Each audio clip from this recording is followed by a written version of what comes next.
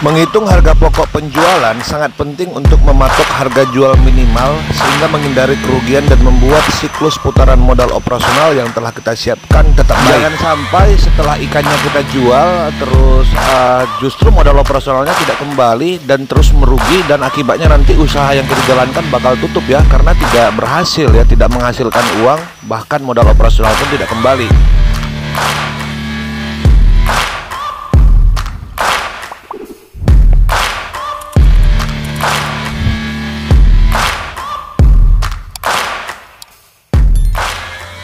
Halo kawan-kawan, jumpa kembali di channel Vlog Bang Gulo, channel yang membahas segala sesuatu tentang budidaya ikan nila. Pada video kita kali ini kita akan membahas tentang modal dari ikan yang kita hasilkan lewat budidaya sistem bioflok ya. Jadi kan sebelum menentukan harga jual kita harus tahu dulu harga pokok penjualan dari ikan-ikan yang kita pelihara di sistem bioflok. Menghitung harga pokok penjualan sangat penting untuk mematok harga jual minimal sehingga menghindari kerugian dan membuat siklus putaran modal operasional yang telah kita siapkan tetap baik. Jangan sampai setelah ikannya kita jual terus justru modal operasionalnya tidak kembali dan terus merugi, dan akibatnya nanti usaha yang kita jalankan bakal tutup ya, karena tidak berhasil ya, tidak menghasilkan uang, bahkan modal operasional pun tidak kembali. Modal usaha dalam budidaya ikan dengan sistem bioflok itu kan ada yang namanya modal investasi ya. Modal investasi ini adalah modal yang kita gunakan untuk membeli kolam, membangun kolam ya, terus memasangkan atap, terus memasang listrik atau hal-hal lain lah yang akan kita gunakan secara terus menerus ya untuk budidaya ikannya. Nah, yang kedua itu adalah modal operasional. Modal operasional adalah modal yang kita butuhkan untuk menjalankan modal investasi ini. Jadi ini saling berhubungan ya. Karena modal investasi itu tidak akan bisa kita jalankan jika kita tidak memiliki modal operasional. Itu sama seperti contohnya kita beli mobil tapi kita nggak sanggup beli bensin ya, mobilnya ya jadi pajangan saja ya, nggak bisa dijalankan ya, nggak bisa beroperasi. Dan tidak sedikit juga ya kawan-kawan kita pembudidaya ikan sistem bioflok sanggup membangun banyak kolam, tapi giliran membeli pakan itu sepertinya masih cengap-cengap ya, istilah bahasa Medannya ya. Jadi dia itu masih terseok-seok untuk menyiapkan pakan ikan di kolamnya. Ini kan tidak di planning dengan baik ya. Harusnya kan jumlah kolamnya itu sudah harus disesuaikan dengan modal operasional yang kita miliki. Jadi lebih bagus modal operasionalnya itu tidak dipaksakan ya, bangun banyak kolam tapi beli pakannya malah pening ya. Nah, jika kita melihat modal operasional kita bandingkan dengan harga pokok penjualan, banyak sekali dari kawan-kawan kita ini yang masih menyamakannya ya. Jadi modal operasional itu dianggap sebagai harga pokok penjualan. Sebenarnya ini salah ya. Jadi perbedaannya itu sebenarnya terletak di, kalau modal operasional itu kan itu secara umum ya, secara umum dana yang kita butuhkan untuk mengelola keseluruhan kolam. Jadi komponen biayanya itu pakan, listrik, sumber daya manusia, serta bahan-bahan yang kita butuhkan untuk menjalankan usaha kita ya, untuk membesarkan ikan di sistem bioflok. Sementara itu harga pokok penjualan ini itu lebih khusus ya. Jadi dia itu biaya yang kita butuhkan untuk membesarkan ikan per kilogramnya, itu sebenarnya harga pokok penjualan. Jadi modal operasional itu bisa kita kategorikan untuk banyak kolam, sementara harga pokok penjualannya itu terafiliasi terhadap satu kolam atau per kilogram ikan. Nah, jadi kalau kita punya 20 kolam bisa jadi juga itu harga pokok penjualannya akan berbeda-beda di setiap kolam ya. Karena kan tergantung biaya yang dibutuhkan oleh setiap ikan atau setiap kolam untuk membesarkan ikannya. Karena kan tidak bisa kita samakan seluruh kolam itu sama-sama kebutuhan pakannya atau sama-sama kebutuhan yang lain-lain ya. Jadi memang itu mengikut ke kebutuhan kolam dan biaya-biaya yang dihabiskan di kolam itu untuk membesarkan 1 kg ikan. Itulah harga pokok penjualan. Jadi secara garis besarnya modal operasional itu untuk keseluruhan, sementara harga pokok penjualan itu untuk per kilogram ikan yang tentunya berbeda-beda di setiap kolam. Untuk menentukan harga pokok penjualan itu tentunya kita harus mengumpulkan beberapa data ya, komponen biaya untuk membesarkan ikan. Yang pertama itu adalah total pakan yang kita butuhkan untuk membesarkan ikan. Nah, ini biasanya berkaitan dengan FCR ya, Food Conversion Ratio. Total pakan yang kita butuhkan untuk membesarkan ikan per kilogramnya. Biasanya itu dihitung dari total pakan keseluruhan dibagi dengan total hasil panen kita. Nanti hasilnya itulah yang akan menjadi FCR ya. Nah, kalau misalnya contohnya kita mau menentukan harga pokok penjualannya, tentunya itu kita lakukan setelah panen, dan itu akan sangat susah kita lakukan ya. Karena panen itu kita lakukan hanya ketika sudah ada pembeli. Jadi sudah deal dulu di awal baru kita panen, kan tentunya akan susah. Masa kita terakhir setelah panen baru kita tahu berapa harga pokok penjualannya. Sementara kan kita dealnya itu di awal sebelum panen. Nah, untuk mengatasi yang hal-hal seperti ini, ada beberapa cara untuk menghitung berapa total pakan yang masuk ke kolam sekalipun kita belum panen ya, atau menjelang panen, sehingga kita tahu harga pokok penjualannya.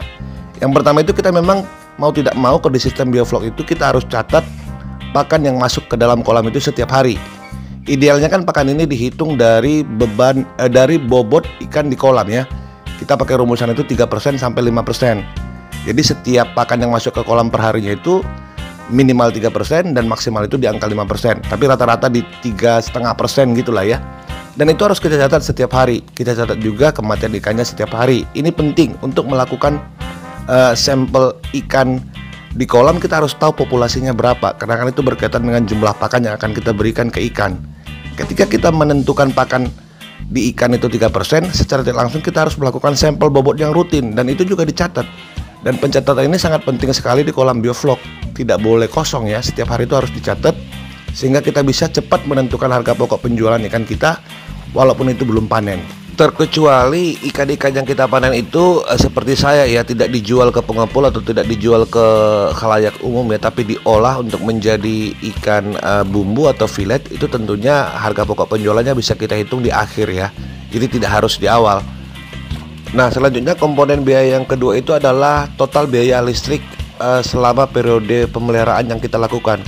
Nah, ini kalau misalnya contohnya kawan-kawan menggunakan satu kolam atau dua kolam, terus masih menggunakan blower rumahan ya, yang seperti Resun LP100, Atman HB8000 atau yang lain-lain lah ya, yang dia model seperti awal-awalnya saya budidaya, itu memang agak sedikit gampang untuk hitungnya ya. Tinggal hitung berapa listrik yang kita gunakan di setiap kolam, karena kan satu mesin satu kolam, jadi agak sedikit gampang. Nah, kalau misalnya contohnya seperti kita sekarang, kita menggunakan satu mesin blower Golden Tech GT50 untuk mengaliri 20 kolam.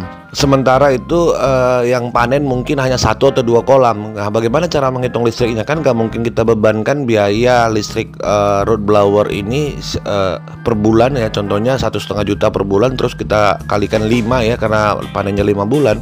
Ada situ biaya listriknya. Nggak seperti itu ya cara hitungnya. Atau mungkin kawan-kawan mau bagi setiap kolam. Nah, itu bisa dilakukan juga ya. Kalau contohnya kita punya 20 kolam, terus 1500 watt itu dibagi 20 kolam gitu ya. Tapi kalau kolamnya berukurannya berbeda-beda, ada yang diameter 3, terus ada yang kolam beton ya, ada yang kolam diameter 4 seperti yang saya punya. Ini kan tentunya akan susah cara menghitungnya. Nah, kalau saya itu cara menghitungnya itu saya bagi berdasarkan titik aerasi. Jadi contohnya jika Golden Tech GT50 ini saya buat 100 titik, itu otomatis per titiknya itu kalau misalnya biaya kos bulanannya itu 1.500.000, maka itu dibagi dengan 100, itu berarti per titiknya itu kurang lebih sekitar 15.000. Nah, jika yang panen ini seperti yang kita lihat ini, yang panen ini sekarang kolam diameter 4, itu saya berikan 10 titik, itu berarti biaya per bulannya itu kurang lebih 15.000 dikali 10, berarti hanya 150.000 per bulan. Itu kalau contohnya biaya listriknya itu 1.500.000 ya. Nah, jadi tinggal disesuaikan saja sesuai dengan jumlah titik aerasi yang ada di kolamnya. Kalau kolam betonnya contohnya berisi 20 titik ya, berarti 20 kali 15.000 begitu ya. Atau berapalah hasil baginya, karena kan setiap bulan beda-beda. Ada yang 1.500.000, kadang-kadang juga 1,9, kadang-kadang juga 1,2 ya, tergantung kondisi ya. Jadi itu disesuaikan, karena kan itu dicatat setiap bulan. Nah, selanjutnya poin yang ketiga yang ada di komponen biaya harga pokok penjualan itu adalah benih dan seluruh kebutuhan bioflok ya. Contohnya probiotik, garam, molase, nutrisi mikro, terus yang lain-lain lah yang kita butuhkan ya, obat karantina. Itu semua masuk ke dalam komponen biaya yang ketiga ini, yang kecil-kecil. Dan itu memang harus kita hitung dengan baik ya, karena setiap kolam kan tentunya berbeda kebutuhan bahannya. Itulah gunanya pencatatan harian bahan-bahan apa yang masuk ke dalam kolam bioflok ini.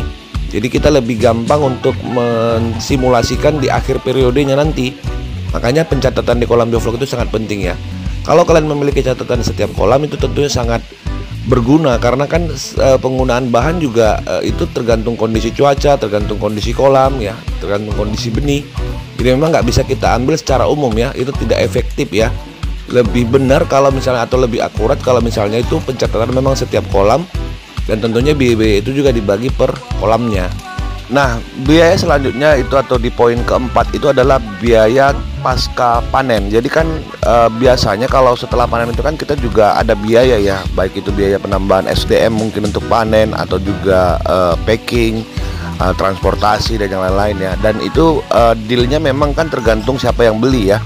Atau juga contohnya seperti saya, ini kan tidak saya jual ke pengepul, saya itu membuat ikannya ini jadi ikan bumbu dan ikan filet. Ini akhirnya kan punya biaya pasca panen ya. Jadi saya butuh lagi di karantina, terus ada beberapa hal yang kita lakukan di setelah panen dan itu merupakan poin biaya ya.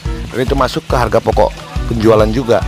Terus yang terakhir ini adalah biaya penyusutan dari modal investasi. Kenapa ini penting? Karena kita juga harus sadar ketika kita mengeluarkan pembelian mesin, pembelian yang lain-lain ya di dalam poin modal investasi, itu juga secara tidak langsung kan akan berkurang ya, sekalipun kita pakai dalam waktu 10 sampai 15 tahun, tapi kan dia bakal ada maintenance, ada penggantian dan yang lain-lain. Jadi pada intinya poin biaya ini adalah untuk mengalokasikan dana cadangan jika terjadi sesuatu hal terhadap barang-barang yang kita beli menggunakan modal investasi ya, sehingga tidak mengganggu modal operasional yang sudah kita siapkan di sistem budidaya yang kita lakukan. Nah, setelah kita mengetahui kelima poin biaya ini, dan ini tentunya poin biaya yang akan menjadi harga pokok penjualan ini tidak harus ini ya, jadi bisa disesuaikan dengan kondisi kalian di farmnya masing-masing ya. Jadi intinya semua biaya yang kita keluarkan di dalam satu kolam, itulah yang kita hitung dan kita kumpulkan menjadi harga pokok penjualannya. Nah, berikut ini akan saya buat sedikit contohnya ya, contoh melakukan atau contoh membuat harga pokok penjualan dari satu kolam ini. Kebetulan kolam kita ini kan baru panen nih, kolam diameter 4. Nah, kurang lebih seperti ini dia ya. Ini adalah salah satu contoh kolam kita yang baru panen ya, kolam diameter 4 yang tadi juga teman-teman lihat di video ini ya. Jadi di sini ada 7 komponen biaya, ada biaya pembelian pakan, biaya listrik, probiotik ini, terus sampai ke bawahnya ada biaya penyusutan. Nah, yang pertama itu kita lihat ini biaya pembelian pakan, di sini tertulis 2.394.000. Ini berasal dari hitungannya itu dari seperti ini. Total pakan terbibis itu kurang lebih sekitar 380 kg. Saya kan selalu menggunakan pakan mix ya, 30% sama 18% dengan perbandingan 2:3.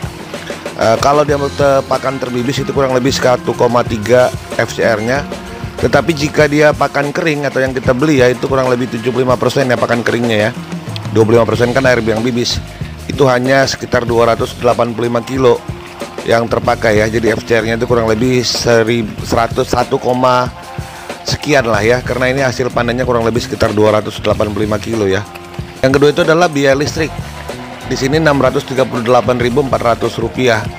Ini berasal dari listrik bulanan dari Maret sampai Juli ya, karena masa pemeliharaan ini kan 5 bulan.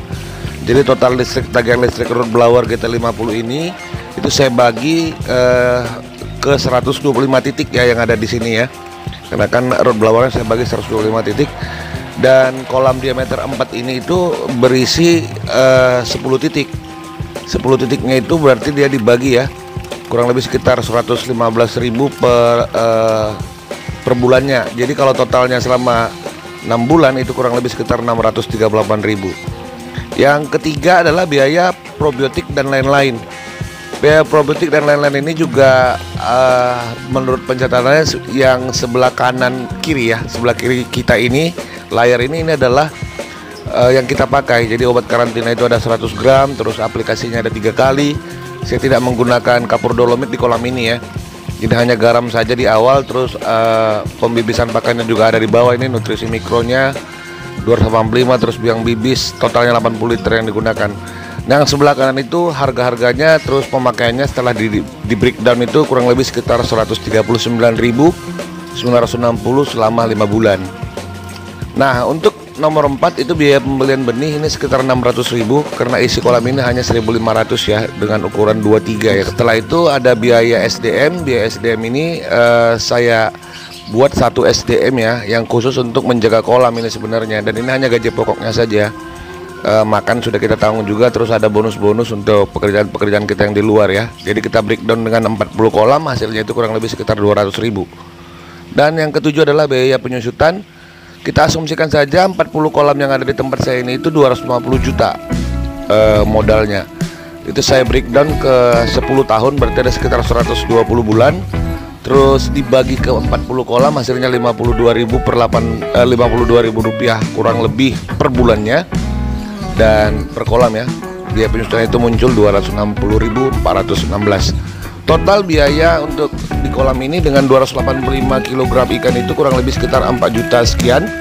Dan harga pokok penjualannya per kilogram jika dibagi total panennya kurang lebih sekitar 14.851 atau 15.000 lah.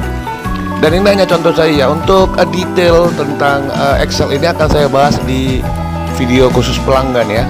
Nanti akan saya upload seperti apa cara menghitung biang bibisnya, berapa komponen harganya, terus nutrisi mikronya, aplikasinya ya, untuk dijadikan poin item rupiah ya di HPP-nya. Itu akan kita bahas di satu video di khusus pelanggan. Baiklah kawan-kawan, hanya itu yang bisa saya sampaikan di video kita kali ini ya. Semoga memberikan manfaat buat kawan-kawan yang lagi memulai budidaya ikan nila, khususnya dengan sistem biovlog. Jika misalnya teman-teman ingin berlangganan dengan channel ini, silahkan tekan tombol join atau tombol langganan yang ada di channel kita ya. Sesuaikan dengan kemampuan kalian dan nikmati fasilitasnya untuk menonton video-video privat yang memang kita khususkan untuk pelanggan. Serta juga nanti akan dapat file-file Excel yang kita bagikan sesuai dengan fasilitas pelanggan yang dijanjikan di channel ini. Baiklah kawan-kawan, saya Bang Gulo beserta ikan nila yang ada dalam video ini mohon undur dulu ya. Sampai jumpa di video selanjutnya, tetap semangat, bye bye.